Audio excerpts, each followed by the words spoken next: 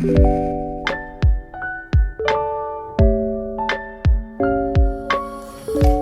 다음에는 세금은 호랑이보다 더 무섭다. 가정 맹어호 이런 말이 있었죠. 가혹한 정치는, 가혹한 정치라는 것은 주로 세금을 얘기하는 거죠. 맹어호, 호랑이보다 더 무섭다 이런 얘기가 있었죠. 그런데 이제 그런 말로 이제 맹자가 세금을 적게 어떻게 해서든지 백성을 괴롭히지 않는 방법은 세금을 줄이는 거다. 이런 얘기를 여기서 또 합니다. 앞에서도 그런 말은 많이 나왔어요. 훌륭한 사람을 높여주고, 능력 있는 사람에게 직책을 맡기고, 뛰어난 분들이 고위직에 딱 자리를 잡고 있으면은, 천하의 모든 선비들이, 또 정치 지망생들이 모두 다 기뻐하여서 이 조정에 와서 일을 하고 싶어 할 거다 이거죠. 이 조정에 와서 벼슬을 하고 싶어 할 거다 이거죠.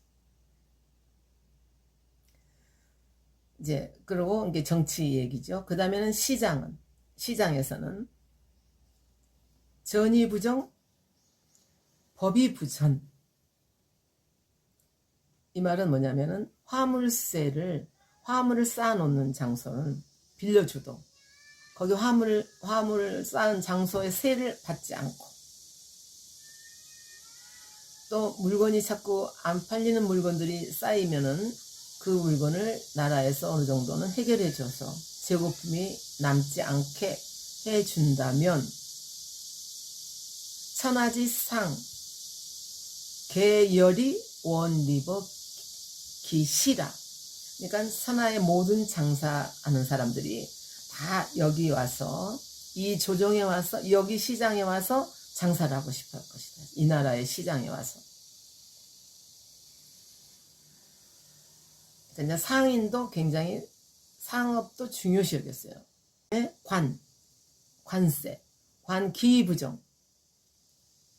관문에서 이상한 옷을 입는다든가 이상한 말들을 쓰면 조사는 하되 입국세를 받지 않으면 천하지려 개추러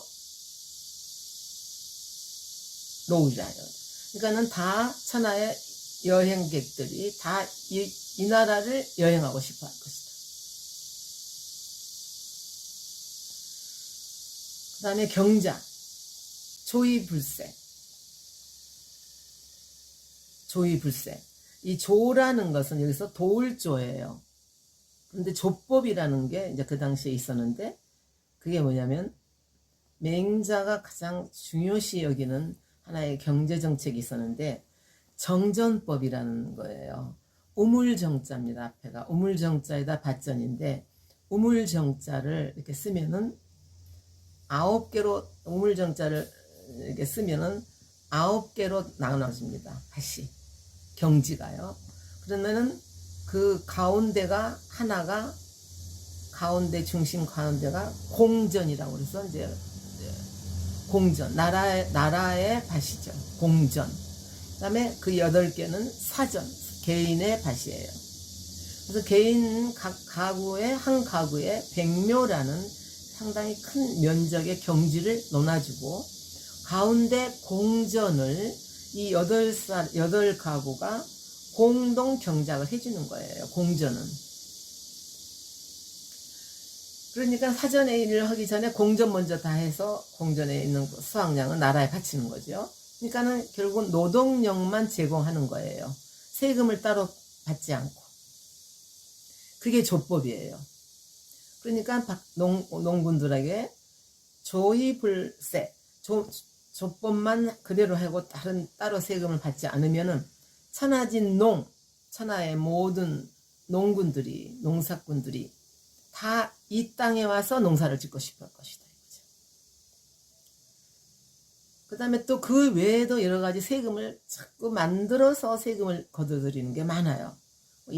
울력세라든가, 토지를 빈 땅으로 놔두면 또 거기에 세금을 걷는다든가, 이런 것들을 걷어들이지 않으면은 또 이웃나라 백성들이 다 여기 와서 이민을 하고 싶어 할 거다. 이 나라 백성이 되고 싶어 할 거다 이거죠. 그러니까 나라마다 세금 때문에 다 괴로워하니까.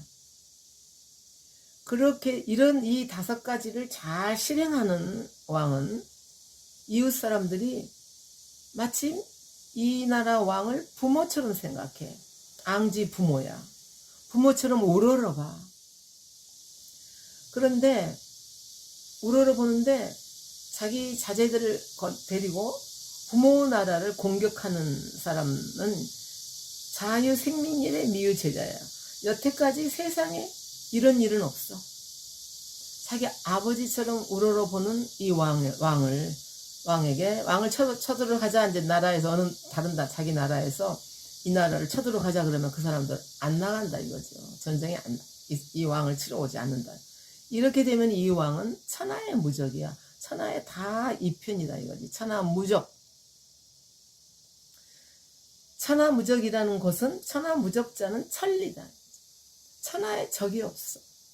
대적할 자도 없고 적도 없어. 그러면은 이 사람은 천리, 하늘천자에다가 관리리자예요. 하늘이 내려주신 관리다 이거죠.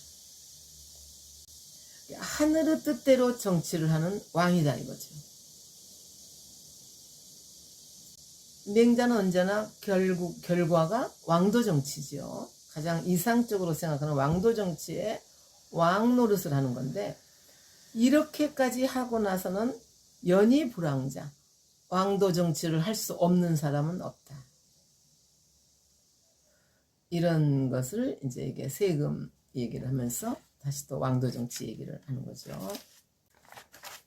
그 다음에 아까 인재를 쓰는 얘기가 나왔으니까, 옥돌은 옥장에게 맡겨라. 이런 말로 맹자견 제선왕, 여기 제선왕을 만나는 거죠. 제나라 선왕. 위거실즉 필사 공사로 구 대목. 공사 득 대목즉 왕희 이 능승기임 이렇게. 그러니까 이제 궁전을 지으려든가 아니면 큰 건물을 지으려고 할 때는 왕께서 공사를 불러. 공은 장인공이고 사는 스승사인데, 스승사가 붙으면은 그 분야의 1인자예요. 그래서 공사하면은 목수의 1인자, 악사하면 음악인 중에서 1인자 이렇게 되는 거예요. 그런데 목수 중에서 1인자를 불러서 대목을 구해와라 그런다 이거죠. 대들보용의 대목이 일단 필요하죠. 그럼 대목을 구해온다 이거죠. 그러면은 왕이 기분이 좋아서 아주 이건 참 능력 있네. 대목을 잘도 구했네. 그 대목 구하는 것도 쉬운 일은 아니죠. 방방곡곡 다니면서 나무를 캐와야 되니까. 잘 구해왔다 하고 칭찬할 겁니다. 그런데 또 장인이 사기 소지해버려. 그러니까 그 바로 아래 목수들이 이것을 깎다가 잘못해갖고 줄여버렸어. 큰 대목이라 해야 되는데 아주 나무를 줄여버렸어. 작은 나무로 만들어버렸어. 그러면 왕이 노하야. 불능승기임이란. 이 사람은 그 임무를 제대로 못하네. 이렇게 할 거다 이거죠. 큰 것을 작은 것으로 줄여버린 것을 가지고 왕은 화가 났죠. 그런데 지금 사람들이라는 게 보통 사람들이 다 어려서 공부를 할 때는 어른이 돼서는 장성해가지고 그 공부를 실천하려고 공부를 하는 거죠. 우리가 공부만 계속 하는 건 아니잖아요.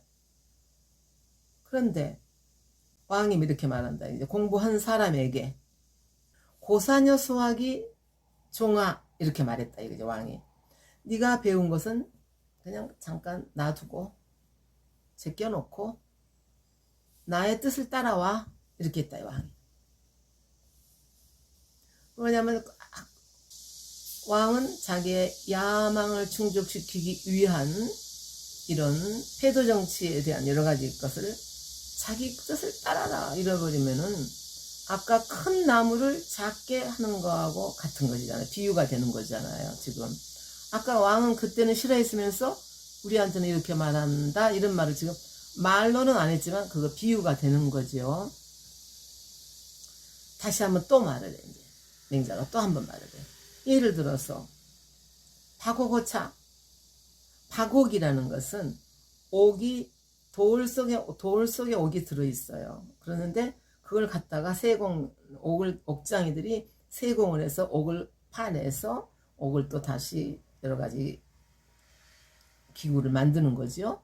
그러니까 박옥이 이제 그런 거예요. 돌 속에 들어있는 옥이에요. 박옥이 여기에 있다 이거죠. 굉장히 큰 박옥이 있어요.